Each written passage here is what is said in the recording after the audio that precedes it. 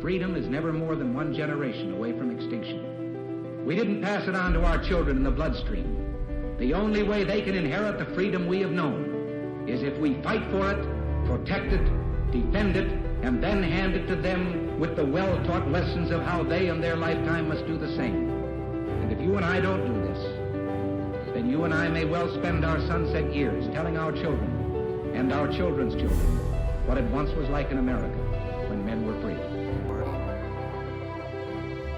Welcome back, everyone, to Patriot Coalition Live. I'm Matthew Nugent. And I'm Jason Morochek.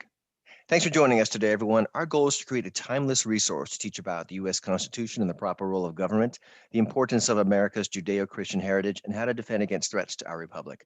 Folks, we have an email address. We would love to hear from you. The email address is freedom@patriotcoalitionlive. That's freedom@patriotcoalitionlive. We'd love to hear from you. Our sponsor this week is conservativeeconomy.com. That's conservativeeconomy.com, which is the free speech alternative to Amazon. Why spend your time, attention, and dollars at Amazon, which censors, blocks, and seeks to destroy the livelihoods of conservatives, when you can shop at the free speech alternative, conservativeeconomy.com? For those of you who didn't know, on episode 25, Jason and I officially launched conservativeeconomy.com. Jason and I, who are both Army veterans, created Conservative Economy because companies like Amazon, Google, Facebook, Squarespace, and Twitter, the Axis powers, have become too powerful and have abused their power and success. We created Conservative Economy to fight against what we call the three-headed beast of mainstream media, big tech, and big business, and to give you, every freedom-loving American, a way to get in the fight at the grassroots level in bringing America back to its founding principles and values. At conservativeeconomy.com, we have great products you know and love, like MyPillow, and with the discount code FREEMARKET, that's free market, one word, you get a 10% discount and you help us out. We also have awesome tech products, clothing for your family, skincare products, athletic gear, cool survival gear, and so much more. Yeah, we've got some great stuff on there, gang. In fact, I just ordered some body armor for myself and a cell phone charger and a cable for my wife. Now, remains to be seen, but I think I got the better end of that deal. I know Jason and his wife are wonderful people. I just imagine Jason walking around the store with some body armor on, and his wife, I got my cell phone charged. Isn't that cool? And I mean, Jason is a warrior, and I'm presuming. I mean, you said the body armor is for you, so I presume correctly. Now, so we have a lot of different stuff, people. Yeah. So remember, every dollar you spend at conservativeeconomy.com is $1 less that companies like Amazon can use to destroy America, and is one more dollar that supports freedom-loving businesses like MyPillow. Thank you for doing your part, because we empower liberty. Not just us, but you. We empower liberty.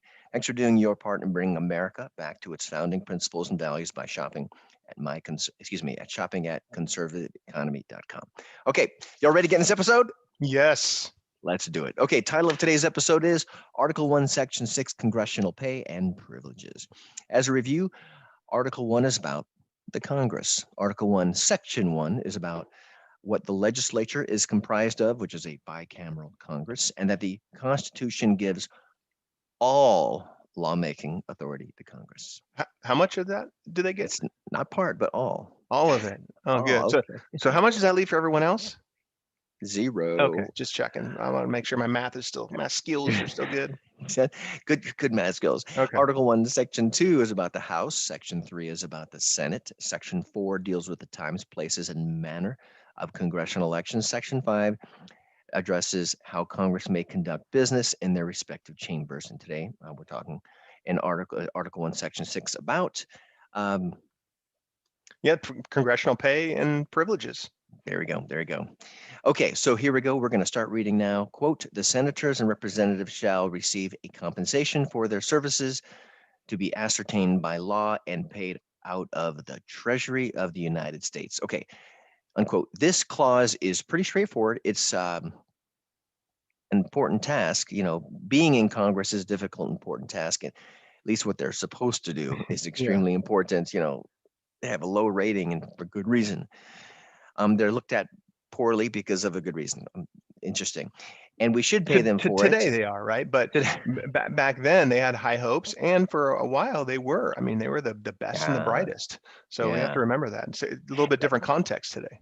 There's a lot to talk about that we can unpack in another episode, no doubt about it. Yeah. So the debate around this clause was who should pay the salaries. Either the states should pay the salaries, or the national government, the U.S. Treasury should pay the salary. Why is who pays important? Because whoever pays has the power and influence, or at least some, a lot of power and influence over whomever is getting paid. Now, at the Constitutional Convention, Colonel George Mason was one of the attendees, and this is what he said about it. Quote, the parsimony of the states, meaning the poverty, might reduce the provision so low that, as had already happened in choosing delegates to Congress, the question would be not were most fit to be chosen, but who were most willing to serve, unquote. What he's saying is some states have been so poor that they couldn't afford to pay their representatives, and so they didn't even show up. And what happened was you didn't get the most talented. You would get something, someone to the effect of, okay, so no one else is willing to do it, I'll do it. I'm not really good at it, but I can do it. So it had already happened. It was an issue, and let's say if the pay was low and there were 100 highly qualified candidates, but only 25 had enough income so they could do it, but you'd be missing out on 75 great candidates. Okay, so that said, this is an important topic. Yeah, no, you nailed it. I mean, there's the pool of great candidates, and as soon as you start to give the authority for the states to figure out what they want to pay them, not only will the scales be different for different states, but you reduce the pool of candidates to those who can do it because they're already wealthy, right? You exclude those who may have the right virtue but don't have the means to do that. So it was really important that they figure out who paid them. There you In this go. case. So well said. The virtue and the means. So if the pay is consistent across board, they can just focus on the virtue, which is more important than the means if it's an even playing field as far as the pay. Also at the Constitutional Convention, Mr. Pierce Butler from South Carolina advocated for the states to pay senators and salaries. And the notes from the Constitutional Convention say, quote, Mr. Butler contended for payment by the states, particularly in the case of the Senate, who will be so long out of their respective states, because it's obviously 6 years, that they will lose sight of their constituents unless dependent upon them for their support, unquote. This is a good argument because the senators represent his own states, so that state should support him. However, if the senator votes on legislation the state doesn't like, okay, that state could decide not to pay that senator. If this were the case, I would not want to be a senator because my family's livelihood depends on the whims of a state legislature. We don't like you, which these, legislatures and bodies can be fickle and unpredictable. Yeah, no, and as I mentioned, I mean, if everyone's salary is determined by their own state, then you could have some that are paid a lot more than others. It kind of creates different classes of senators or representatives. And could you imagine? Yeah. I mean, Massachusetts was the wealthiest. Could you imagine? I'm a South Carolina senator, and they would get paid almost nothing versus I'm a Massachusetts senator, and it would create different classes. Would have created different classes of senators. Yeah, and consider this too, right? So senators at that time, right? You're a horse and buggy away, a week-long journey possibly from South Carolina or wherever from New York. I don't know, maybe it was longer than that. I don't know, but a long way away, right? So those senators for 6 years would be away from home sometimes. They might go back, maybe once a year, but they have to do that for 6 years. So imagine if they were paid because their states can afford it less than a representative who only have to do that for 2 years, right? The level of hardship is different. And so there's really not any equity if you leave it up to the states. It could be completely out of whack. There you go. So ultimately, those in favor of paying members of Congress out of the U.S. Treasury won the day. It was a good decision. Yeah, that's exactly right. So, and plus, remember, we discussed previously that the framers, they were very, very cautious about giving the states any sort of authority that they could use to either sabotage or maybe hold hostage the federal republic, right? If they lowered the payment to zero, Hmm. or just very, very small, they wouldn't send any representatives. And pretty soon, if a number of states did that, or they couldn't pay them, then the republic falls apart. So it's extremely important. There you go. So let's talk about the next clause of Article 1, Section 6, and that is, quote, they shall, meaning the members of Congress, they shall in all cases except treason, felony, and breach of the peace be privileged from arrest during their attendance at the session of their respective houses and in going to and returning from the same. This is interesting. So basically, a congressman can get away with being a major scofflaw, park wherever they want, get away with all kinds of minor infractions, and not get arrested if they're in session or on the way to session. No, that's very true. Obviously within these parameters, as long as they're not, committing a felony, being treasonous, or, a breach of the peace, that's very true, right? And, this is, again, as you said, if they're on their way to the session, flying or traveling, they are privileged from arrest. They cannot be arrested. Because if you think about it, imagine how the legislative process could be usurped if some state troopers or metropolitan police out of Hmm. let's say California or Washington D.C., because their governor or their mayor tells them to go and be on the lookout for these representatives and arrest them on whatever pretense is necessary. Imagine if they got enough of those members of Congress arrested so that they couldn't attend their session and vote on a very important bill that either that mayor or that governor disagrees with, right? You could start to Yeah. see these politicians, not the politicians, you can start to see these other entities who have a vested interest in how these votes turn out, start to say, you know what, I think it's best if this representative who's opposing my viewpoint on this bill doesn't make it to Congress today, right? So it's really, really kind of some shady circumstances. So that is true, and it's interesting. So, man, I tell you what I think is particularly interesting about this clause is that our founding fathers knew the heart of man so much, obviously from previous experiences with England, Yeah. and they knew the heart of man so much and what chicanery and unscrupulous a man would be to get what he wants or a group Yeah. would want to get the way they want. No, Mhm. that's true. And they also recognized, the framers, that is, the dangers of granting privileges to lawmakers to an Mhm. unreasonable extent because of the experience that they had with the British Parliament. As a result, they put very strict limits on the privileges that those members of Congress had here in America. Mm. What is arresting to me about this topic is that from before the founding of our great nation, tyranny loomed. And today, tyranny looms broadly in our country, both politically and throughout corporations with their own political agenda. It begs the Yeah. question: what would prevent, someone like you or I, Jason, from becoming tyrants if we were elected to Congress? For example, what would stop a cabal, meaning a group aimed to do bad, in Congress from authoring legislation that they know would violate our constitutionally guaranteed rights? For example, restricting access to firearms, ammunition, or firearms accessories. No, it's a great point. So, we've talked about this before, and we'll talk about it ad nauseum probably. That the most important thing that we, the people, temporarily loan to our government is the ability to make laws. Now, those laws can be made for good or for evil purposes, right? Hmm. They are the laws, right? As long as it's within the framework of the Constitution, they can make it whatever they want to. So, so to answer your question, what would stop somebody? I mean, it's really, in my mind, it's two things, right? First is knowing what is right and wrong, Hmm. having Hmm. that knowledge of knowing what is right and wrong, and that requires, understanding what's in the Constitution, but also understanding from our Judeo-Christian our heritage, what is the right thing to do, what's the wrong thing to do.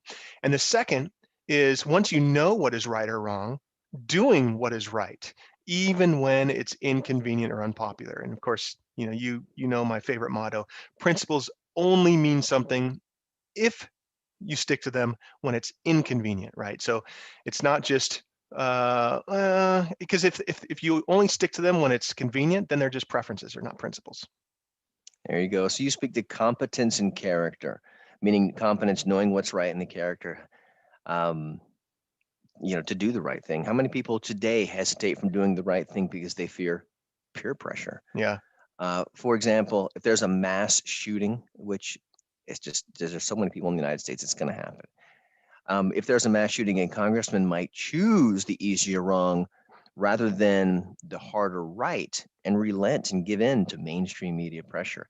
And they'll author a bill to restrict access to guns, ammunition, and gun accessories. In fact, if you guys are not watching, actually got a picture up here of the cadet prayer from West Point.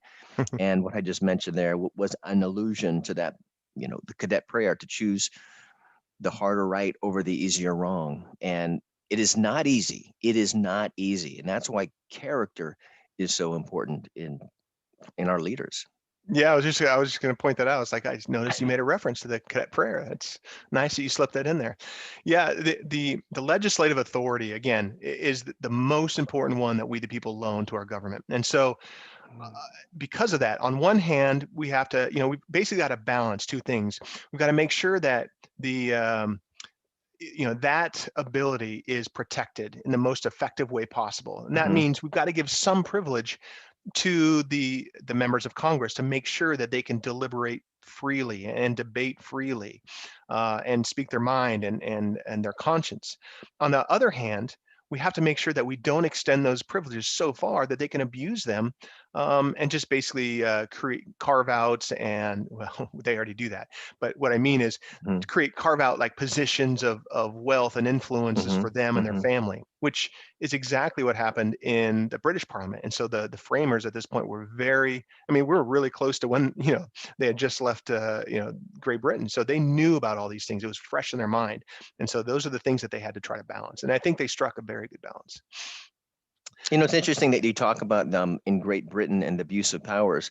Right about the time of our, War of Independence, something similar was going on in France, where the king, Louis XVI and Marie Antoinette, they had thousands of courtiers, and in fact, the king, despite all this, wanted to do some good, and the king Louis XVI and his wife Marie Antoinette made an agreement that only 80 people are needed to take care of their 1-month-old child.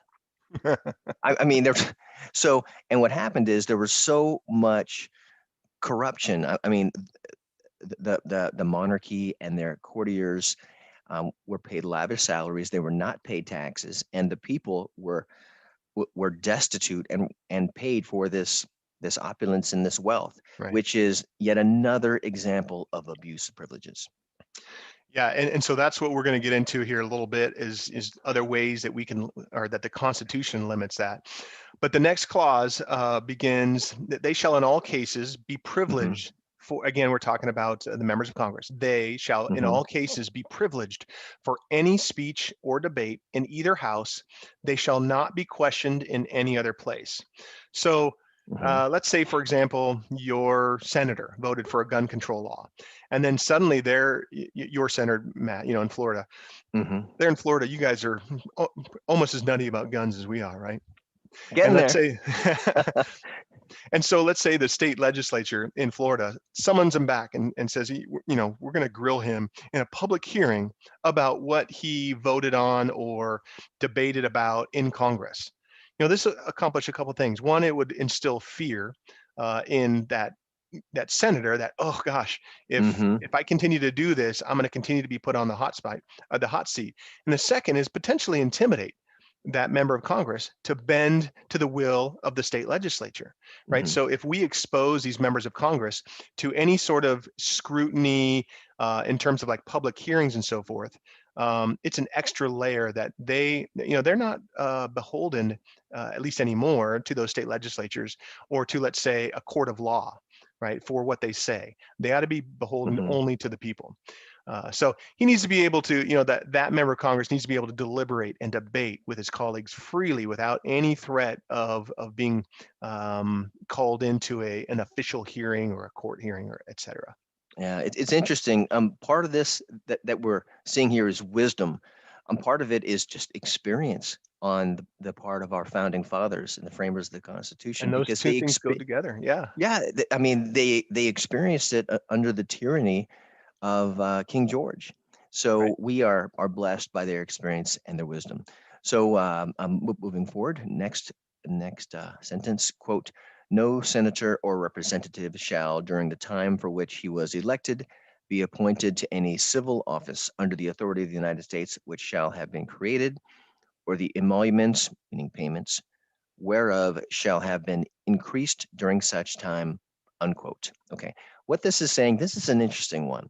This is saying an elected official cannot work in a government job that was created by Congress during his terms. Okay, so you might hear about Congress, raising their pay. It's always for the next session of Congress because they can't do it for that current session of Congress. Okay, Right. and he cannot work in a government job for which the salary was increased during his term. So um, Yeah, so that, I'll just yeah, throw out like please. an example. So imagine, so these two things are kind of what this clause is about. One is, Mhm. while if I'm let's say a senator in Congress and I vote for a new position called, we were joking about before, the Supreme Allied Commander of the Universe, right? And and it has a very nice salary. If that position is created during my my session of Congress, my term of Congress, I can't, Mhm. as a senator, go and fill that position, right? That's the first thing. And the second thing, if that position already exists and my Congress, the Congress that I'm in my term, decides to increase or double the salary for the Supreme Allied Mhm. Commander of the Universe, I can't then resign and go take that position, right? So it all revolves around what I'm doing. If I'm in Congress at any specific time, I can't create a Mhm. position and I can't increase the salary of a position and then go take that position. There you go. It's one check to reduce the chance of corruption occurring. That's It right. still does. There Yeah, still does. There aren't enough good laws that'll stop bad people. You that's a know, great phrase. Yep. and I'm sure someone said that before me, but if you want to quote me, it's fine. James Wilson at the Constitutional Convention, this is from James Madison's notes. James Wilson, quote, suggested also the fatal consequence in time of war of rendering perhaps the best commanders ineligible, appealing to our situation during the late war, and indirectly leading to a recollection of the appointments of the commander-in-chief out of Congress. What that means is George Washington could not have been general because he served in the Continental Congress before the start of the War of Independence. So, you know, um, sometimes the Constitution has to be amended, but there's definitely the founders wanted to prevent corruption. For Yeah. example, I was just going to say, so and in mhm, this phrase, when they were talking about this originally in the Constitutional Convention, they were talking about they can't, no member of Congress can take any position that is in the federal government for like, they started debating, is it 1 year, 2 years, 3 years after their term is up. And mhm, so that's when this section came about. And they're like, hey, if we did that, George Washington couldn't have been pulled from the Continental Congress and put as the yeah. commander in chief of our forces. So we have to be careful that we're not too restrictive in determining what we put in this Constitution. There you go. So the founders also wanted to prevent corruption. For example, Congress voting themselves a raise every year while they were in office, or creating $500,000 a year jobs for every congressman who leaves office. So it is just one way to check corruption. So and they wanted balance with the need of establishing a new government. So they needed a new government, and they needed some boundaries there. Charles Pink, this is from Madison's note at the Constitutional Convention, quote, Mr. Pinckney, said the first legislature will be composed of the ablest men to be found. The states will select such to put the government into operation. Should the report of the committee or even the amendment be agreed to, the great offices, even those of the Judiciary Department, which are continue for life, to continue for life must be filled whilst those most capable of filling them will be under a disqualification, unquote. Yeah, this was Charles Pinckney's attempt to kind of put what they were doing in context, right? Remember, the government hadn't been formed yet, so there weren't already existing congressmen and a Supreme Court and a president. So this was to be determined, right? And so in Pinckney's idea, the first thing, as we keep mentioning, the first thing that they needed to do was fill that Congress. That's the most important duty of a civil society that we grant our government. So the most able people are going to be put into positions in Congress.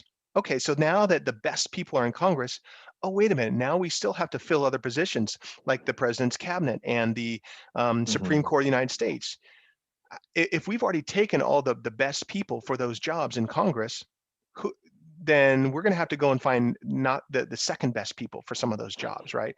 And so his point is, look, we still have work to do after we fill the Congress, so we can't make it so restrictive that we aren't going to be able to put the best people in the best positions.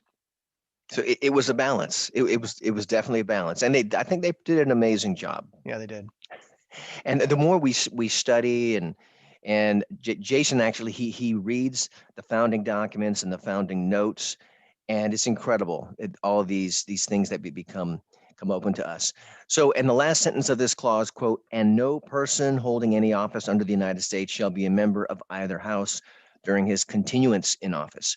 So, unquote. So this is the same, but in reverse. For example, they cannot be a member of Congress, excuse me, and a special advisor to the President of the United States, because that goes against the separation of powers. Working for the president and the Congress at the same time is a conflict of interest. Now, that's just one example, but that's what it was for. Yeah. So let's kind of wrap up this Article 1, Section 6. So there's three main pieces of this. It talks about compensation for the members of Congress. It talks about the privileges that they have, and also to eliminate any sort of corruption, right? So in terms of compensation, the big question was who pays? Is it the central government or is it the states? And we talked about, the different pros and cons of doing it both ways. Ultimately, those who were in favor of the national government paying one out, and I think that was the right choice. Second, the privileges, right? The members of Congress, again, are privileged from arrest, going to and from their sessions of Congress, and also while they're in Congress. This makes complete sense because you don't want to have a partisan group try to arrest somebody who's going to oppose something that they are promoting. And they're also privileged in their speech. They can't be held accountable by a court of law or some state legislature or any sort of court for the debates they have in Congress, the speech they have. They have to be able to deliberate, freely with, whatever is in their conscience. And finally, the corruption. In order to prevent, the climbing of the government ladder and creating carve-outs for their influencers, their family, et cetera, as much as possible, the framers set out a structure that, look, if I'm serving in Congress right now and I'm voting on, it's a conflict of interest to vote on a new position and then resign and then go fill that position, especially when I get to determine how much they're paid. Or if it's already existing, I can't vote to increase that pay and then say, oh, that sounds good, I'm going to go there, right? So just sort of some, as we see it now, common sense things that they had to create from the beginning, right? They had to have the vision to understand what they were going to face. And to Matt's point, they depended heavily on their experience and wisdom from previous tyrants that they were subject to. So that wraps up this episode, and hopefully you've learned a little bit more about what Congress can and can't do, what their pay can and can't do, and who pays for it. So we'll look forward to seeing you guys next time. Awesome. Great work today, Jason. What's interesting is that it's not a very famous, Article 1, Section 6. I mean, Yeah. Who would have thought? But every time we uncover this, go through different layers, we uncover more wisdom of our founding fathers. So great work today, folks. Remember that wherever you spend your time, attention, and dollars, you empower. If you spend your dollars with Amazon, you empower Amazon to cancel, censor, and destroy the lives of people with conservative principles, which they clearly have done. Yeah. Every freedom-loving family needs a place to shop that supports their principles and values. Let conservative economy be yours. That's conservativeeconomy.com. Remember, we empower liberty, not just us, not just you, but we We the empower people. liberty. There you go. If you are not already a regular subscriber, please subscribe wherever you get your podcasts at places like iHeartRadio or Spotify. If you haven't already done so, please give us a 5-star rating. It really does help and helps people to find this podcast. Okay. So thanks everyone so much. We'll see you here next time. Take care, gang.